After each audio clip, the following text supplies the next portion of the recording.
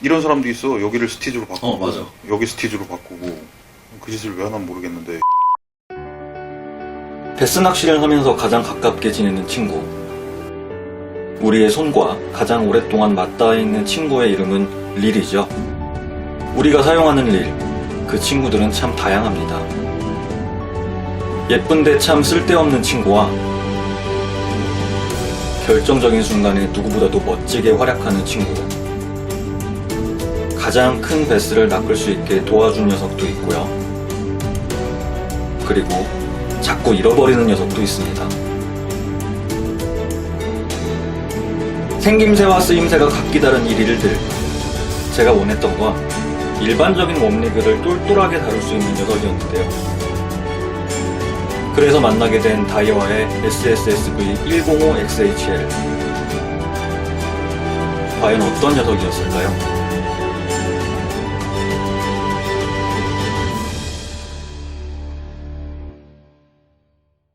네, 안녕하세요. 꿀팁베스의 한문영입니다. 제가 이 릴을요, 작년 초에 구매를 했는데, 한 1년 좀 안 된 것 같아요. 사용을 한 지가.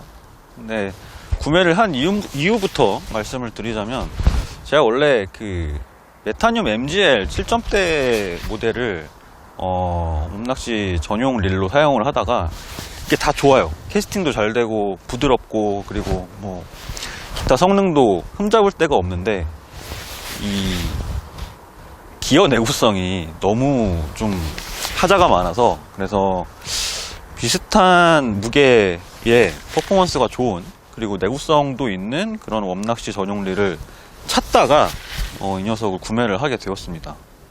릴에 대해서 간단하게 뭐 말씀을 드리자면 2014년에 출시가 됐습니다. 그래서 지금은 단종이 된 상태고요. 현재 뭐 신품으로 살 수 있는 거는 이제 기존 재고들이고, 그리고 중고 매물도 굉장히 많은 걸로 제가 알고 있어요. 다이와에서 어느 정도 위치를 차지하느냐 궁금하신 분이 많으실 텐데, 스티즈의 하위 호환 정도로 보시면 됩니다. 그래서 이 SSSV는 그 뭐 외부 부품도 그렇고 여러 가지 부품이 스티즈와 정확하게 호환이 되는 걸 볼 수 있다는 게 특징이죠. 일종의 이제 원가 절감 차원에서 그렇게 만든 것 같은데, 어쨌든 약간 보급형 스티즈다, 뭐 그렇게 생각을 하시면 될 것 같아요. 그 릴을 구성을 하는 여러 가지 그 스펙들이 있죠. 뭐 부품을 얘기를 할 수도 있고, 그리고 뭐 무게, 뭐 디자인, 뭐 이런 것들이 있는데, 저는 이 친구가 갖고 있는 구성 중에서 제일 주목을 해야 될 부분이 무게라고 생각을 해요. 그래서 이 친구는 엑스트라 하이기어 모델은 155g이고, 나머지 뭐 5점대, 6점대, 7점대 모델들은 150g입니다. 굉장히 가볍죠. 베스 낚시용 베이트리를 치고는. 경쟁사들 모델을 살펴보면 시마노에서 자랑하는 그 라이트 태클 전용 뭐 베이트릴이죠.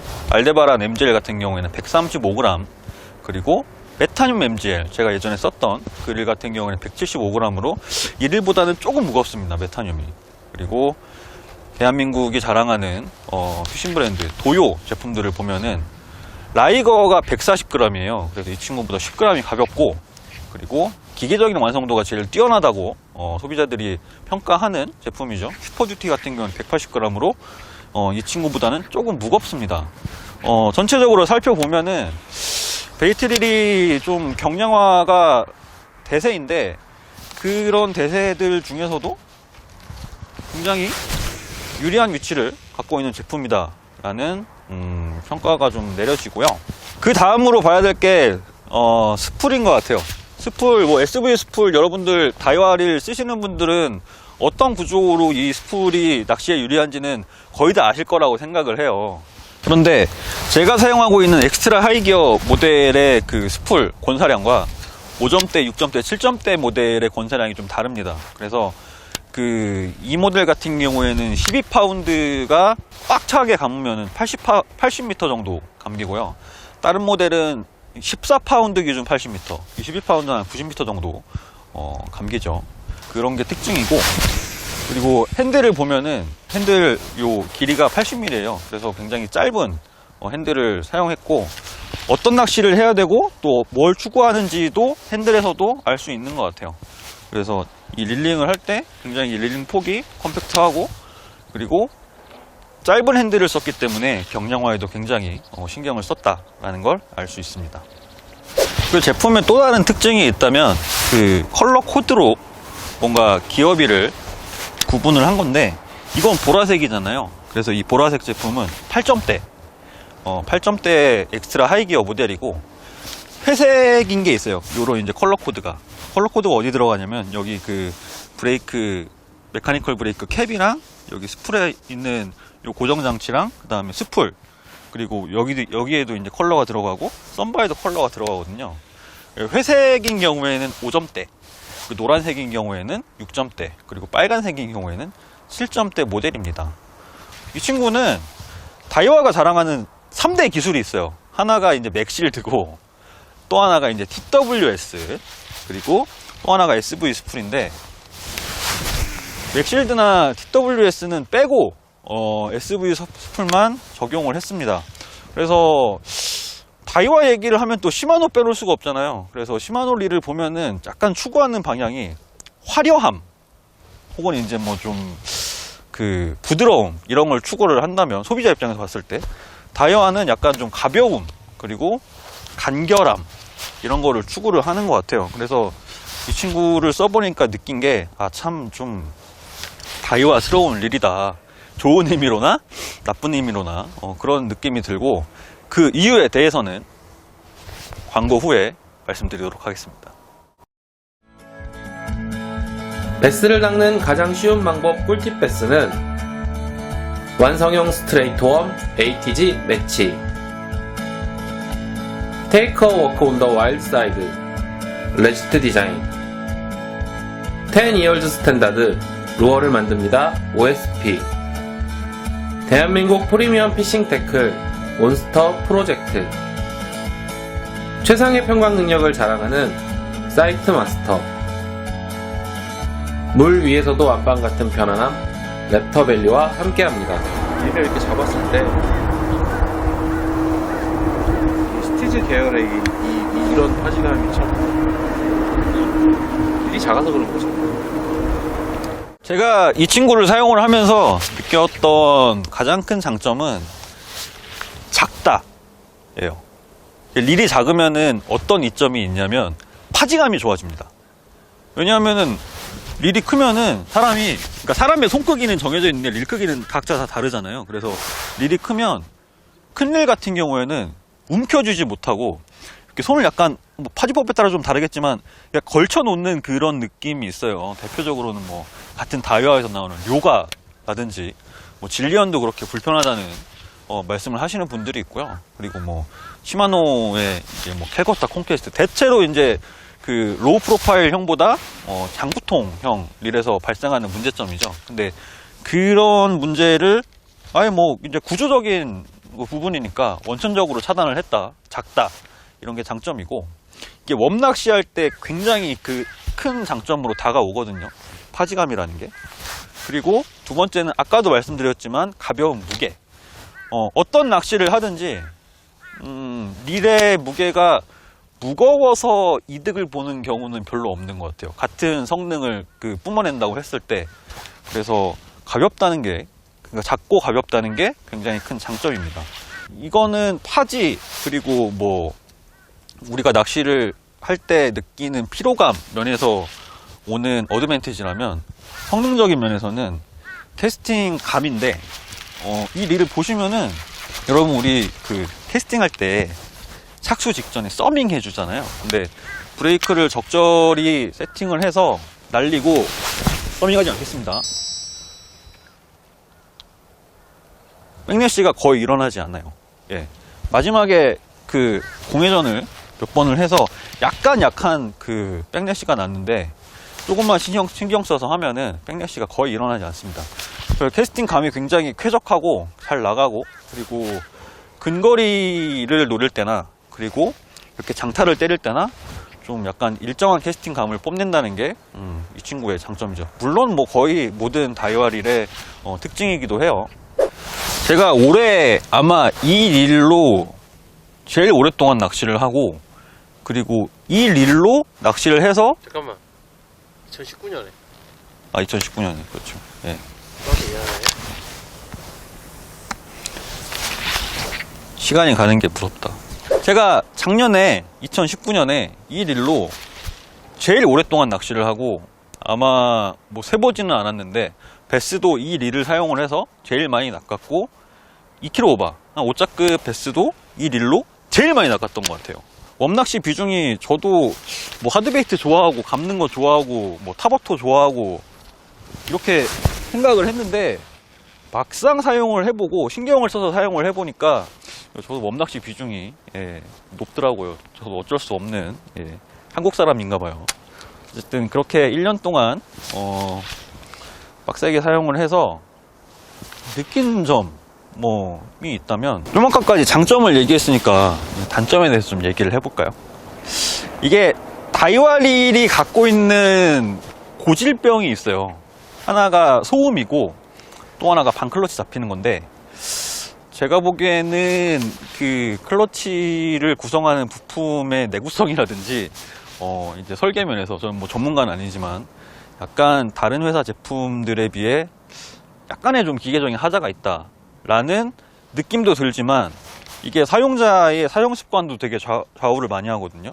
그러니까 예를 들어서 뭐 파이팅을 하는데, 이게 베이트 릴이라는 게 스피닝 릴에 있는 드랙처럼 그 기민하게 움직이지 않으니까 그 고기가 차고 나가고 로드에 토크가 최대한으로 걸려있는 상태에서 더 치고 나가면은 라인이 터져버리는 경우가 발생하잖아요, 낚시를 하다가. 그래서 우리가 뭘 하느냐, 이게 썬바를 누르고 이게 손드랙이라는 걸 줍니다.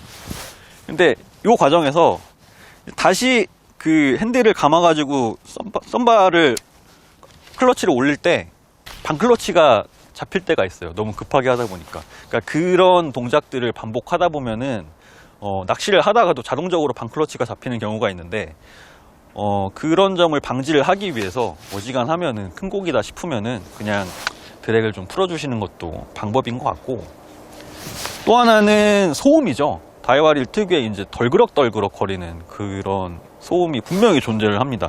그러니까 그 소음이 어디서 나는지는 모두의 의견이 분분하지만, 다이와 제품에서 그런 소음이 난다라고 하는 건 또 모두가 공감을 하는 부분이에요.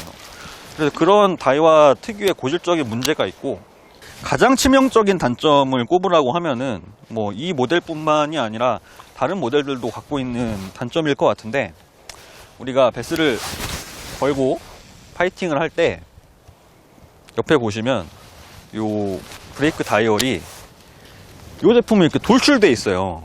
그래서 뭐 투핑거나 뭐 이제 원핑거로 파이팅을 하시는 분들은 전혀 이제 해당 사항이 아닌데, 저는 루어 운용하고 그리고 파이팅 할 때 철저하게 릴을 다 감싸주거든요. 쓰리핑거 파지법을 쓰는데, 이제 파이팅 하는 과정에서 요 손가락이 이 돌출된 다이얼을 건드립니다. 자기도 모르게. 그래서 지금 제가 사용을 할 때 대체로 3에서 3.5단 정도로 맞추거든요. 근데 낚시를 하다 보면은 고기 걸고 뒤처리를 하고 테스팅을 하면은 백래시가 날 때가 있어요. 이렇게 보면은 뭐 10중 8구 다 이렇게 오프 내지 뭐 1단 뭐 이렇게 가 있을 때가 있어요. 그래서 요런 디자인상의 하자가 분명히 존재를 하고, 아마 신형 제품들은 이런 점이 개선이 돼서 나올 겁니다. 나올 거고, 시마노나 도요 제품들 이런 거 보면은 손가락이나 손바닥으로 잘 건드려지지 않는 그런 부분에 다이얼을 숨긴 그런 제품들이 많거든요. 그걸 참고를 해서 아마 바꾸지 않았나. 다이와 스스로도 이게 문제점이라는 거를 알고는 있었던 것 같아요. 이 제품이 되게 웃긴 게, 이 베이트릴에도 드랙이라는 게 들어가잖아요. 근데 이 친구 8점대에 들어가 있는 드랙이랑 5점대, 6점대, 7점대에 들어가 있는 드랙이 달라요. 이제 5점대, 6점대, 7점대에 들어가 있는 드랙은 이제 UTD, 그러니까 얼티메이트 토너먼트 드랙이라고 해서 이제 제품 카탈로그를 읽어보면은, 그러니까 요약을 하자면은 일부러 밀리게 세팅을 했다 뭐 이런 그런 식으로 써져 있거든요. 근데 이게 사용자 입장에서는 고기를 딱 챔질을 했는데 이게 드랙력이 제가 알기로 4kg이거든요. 근데 분명히 딱 챔질을 했는데 아무리 이제 작용 반작용이 있다지만 순식간에 드랙이 훅 밀려버리는 그런 사태가 시시때때로 발생을 한단 말이죠. 그럼 제품에 대해서 신뢰가 생길 수가 없잖아요. 베이트릴을 쓰는 이유가 높은 토크로 치고 나가는 베스를 순식간에 그 힘이 좋은 릴의 구조를 이용을 해서 그 제압하기 위한 그런 용도도 있는데, 초반에 드랙이 밀려버리면은 사용하는 사람 입장에서는 조금 드랙은 어차피 밀리라고 있는 거지만 불안할 수밖에 없고, 그래서 5, 6, 7점대 모델이랑 8점대 모델이 각기 다른 드랙을 쓰고 있기 때문에 릴의 자중도 좀 다른 것 같아요. 그래서 다이와에서 스스로 이걸 문제점이라고 인식은 했지만 뭔가 말없이 그 8점대에만 요 드랙을 적용을 했다는 게 약간은 좀 마음에 걸리는 그런 부분인 것 같아요. 자, 그래서 이 릴에 대해서 총평을 해보자면 한 다이와의 수작 정도로 정리를 할 수가 있겠고, 점수를 매기자면 10점 만점에 8.5점. 제가 장비를 쓸 때 굉장히 비판적인 자세를 언제나 견지를 하기 때문에 이렇게 후한 점수를 주는 경우는 별로 없는데, 저는 1년 동안 사용을 하면서 이렇게 만족스럽지 않았던 부분보다 만족스러운 부분이 훨씬 많아서 이렇게 후한 점수를 주고요. 시마노 위주로 릴을 사용을 하셨던 분들 경우에는 아마 요 모델을 만나시면은 약간 좀 새로운 그런 사용감을 느끼실 수 있을 것 같아요. 아까 말씀드렸듯이 2014년에 출시가 돼서 현재는 단종이 됐기 때문에 더 이상 생산하지 않고 있고, 쇼핑몰 신품이 남아있는 그런 신품 재고가 있는 그 몰이 있을 거예요. 거기서 구매를 하시거나 관심 있으시면, 아니면 이제 중고 제품을 구매를 하셔서 사용을 하시면 될 것 같습니다. 이 릴 이름이 SSSV인데, SV는 알겠어요. 근데 SS가 뭐의 약자인지 아무리 찾아도 안 나오더라고요. 그래서 제가 생각을 하기를 약간 쌈맛에 쓰는 스티즈, 쌈마이 스티즈 정도로 해석을 할 수 있지 않나 생각을 하고 있고, 어쨌든 다이와의 수작 SSSV 리뷰는 여기까지 하고, 자, 지금 제 이 릴이 1년 동안 가진 고생을 다 했습니다. 넘어져가지고 지금 드랙, 스타 드랙 한쪽 막 깨지고, 그리고 감을 때 소리 나고, 캐스팅할 때 잡소리 나고, 난리도 아니에요. 그래서 지금 제 릴의 상태가 어떤지, 그리고 정비 전문가가 바라보는 이 다이와 SSSV의 구조적 특징이나 이제 그런 건 뭐가 있을지 알아보기 위해서 임영준의 해피베스에 가서 SSSV에 대해서 더 알아보도록 하겠습니다. 고고! 기어도 좋네. 두 가지잖아. 그냥 단순히 한 재질로 황동이 아니라 알루미늄 같은데 요게 이제 베이스가 되고 그 테두리에 기어가 들어가 있잖아. 이게 그리고 옵션이 TWS랑 그 T윙 있잖아요. 그거랑 맥실드가 들어가 있는데 얘는 그거 없이 그냥 SV 수풀만 들어가 있거든요. 근데 실제로 낚시할 때 스티즈에 들어가 있는 그 두 개 옵션이 절대적으로 필요한 건 아니잖아요. 이 모델이 나왔을 당시에는 티윙 시스템이 스티즈에도 적용이 안 됐고, 티윙 시스템이 나온 이후부터는 다이와에서 전 모델이 티윙 시스템을 다 적용을 해서 나오고 있잖아. 근데 이제 문제는 그 티윙의 재질이 좀 약했었어 갖고 갉아먹는 경우가 많았었어. 카본이든 합사든 사용을 하면서 홈을 파여지게 만들어서 라인을 제대로 정렬을 못 시켜주는 재질이 좀 약했었다고 봐. 근데 최근에 그런 문제로 찾아오는 입고되는 릴들이 많이 줄긴 줄었다는 걸로는 뭘 알 수 있냐면, 얘네도 눈치를 채고 소재를 바꿨다. 그렇게 생각을 하고, 그리고 이제 맥실드 같은 경우는 최근 스티즈들 보면 ATW 거기에는 맥실드가 적용이 돼 있고, 오히려 더 가격이 나가는 SVTW에는 맥실드가 적용이 안 돼 있어요. 근데 결론부터 얘기하면 베이트릴의 맥실드는 큰 의미가 없어. 그러니까 베이트릴의 맥실드가 적용이 된다 그러면 어디에 적용이 되냐면 메카니컬 브레이크 안에 있는 브레이크, 저 베어링 거기에만 맥실드 베어링이 적용이 돼. 여기에 맥실드 베어링 하나 넣어놓고 맥실드 적용 이렇게 써놓는다고 사실 큰 의미가 없어. 그러니까 맥실드 베어링 자체가 생명력이 긴 거는 맞아. 그리고 메카니컬 안쪽에 있는 베어링이 수명이 다른 베어링에 비해서 좀 짧은 것도 맞아. 그럼 여기에 적용을 하는 거는 좋은 거인데 실제의 맥실드 베어링의 목적은 방수를 위한 건데 베이트릴 같은 경우엔 여기뿐만 아니라 다른 쪽으로도 물이 다 들어가거든. 그러니까 크게 의미는 없다. 맥실드가 적용이 됐다 그래서 사람들은 아 대단할 거야 라고 생각을 하지만 사실상 열어보면 여기 하나 그 베어링 하나 넣어놓고 이제 그렇게 약간 과장을 하는 듯한 그걸로 인해서 뭔가 릴의 성능이 확 좋아지고 이러는 건 아니니까 좋은 릴이다. 좋은 일이다. 기계적으로 음. 결함 없는 큰 결함 없는. 다만 사용자가 어떻게 사용하느냐에 따라서 달라질 수 있다. 그러니까 내가 아까 그 얘기를 했어요. 스티즈 쓰고 싶으면 이게 대안이다. 보급형 스티즈다. 라는 식으로 얘기를 했거든. 개인적으로 스티즈 살래 이거 살래 이러면 그냥 나는 이거를 쓰고 말 것 같은. 자, 그래서 지금까지 이 SSSV 105XHL 그리고 SSSV 라인업에 대한 뭐 전반적인 특징, 스펙, 장점, 단점에 대해서 알아봤고요. 그리고 제가 기계적인 지식이 부족하기 때문에 옆에 계시는 해피베스 사장님이죠. 임영준 사장님에게도 조언을 구해봤습니다. 이번 주 꿀팁베스 시청해주신 여러분 감사하고요. 해피베스 많이 이용해주시고 그리고 새해 복 뭐 늦었지만 많이 받으시고요. 그리고 구독, 좋아요 부탁드리고 구독자 여러분들 언제나 감사합니다. 그럼 다음 주에 만나요. 한마디 하세요. 새해 복 많이 받으세요.